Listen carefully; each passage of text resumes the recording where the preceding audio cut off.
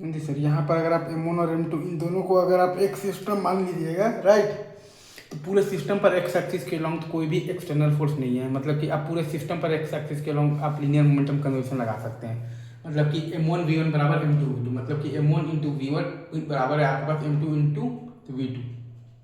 अच्छा, अब आप अगर आप M1 और M2 इन दोनों को अगर आप एक सिस्टम मान लीजिएगा, तो पूरे सिस्टम पर बेसिकली आपके पास एफ नेट एक्सटर्नल जीरो है। मतलब कि आपके पास बेसिकली ACM जीरो है। तो वहाँ से आपके पास आ जाएगा M1 A1 बराबर आ जाएगा आपके पास M2 A2। वहाँ से आपके पास आ जाएगा M1 A1 बराबर M2 A2। और अगर वैसे भी आप देखिएगा तो पूरे सिस्टम पर आपके पास बेसिकली एफ नेट एक्सटर्नल आपके पास जीरो है। तो आपके पास ACM आपके पास जीरो है, मतलब कि VCM आपके पास कांस्टेंट है, और VCM इनिशियल जीरो है तो VCM आपके पास जीरो कांस्टेंट है। ठीक है, मतलब कि आपके पास XCM आपके पास कांस्टेंट है, मतलब डेल्टा XCM आपके पास जीरो है। तो वहां से आपके पास आ गया है M1 X1 बराबर M2 X2।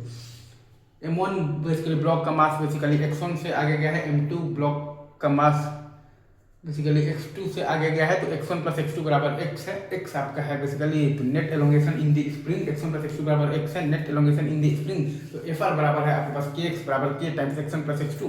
तो ये सारा बेसिकली काम करने के बाद A बराबर आ जाता है K times M1 plus M2 into X by M1 M2। आपके पास आ जाता है A बराबर K times M1 plus M2 into X by M1 M2, और ओमेगा बराबर आ जाता है under root of the K times M1 plus M2 by M1 M2। ठीक है, और आपके पास टी बराबर आ जाता है तो 2 pi under root of the M1 M2 by M1 plus M2 into K. तो टी बराबर 2 pi under root of the M1 M2 by M1 plus M2 into K. तो टी बराबर 2 pi under root of mu by K, और omega बराबर है under आपके पास under root of the K by mu, और T बराबर है आपके पास 2 pi under root of mu by के।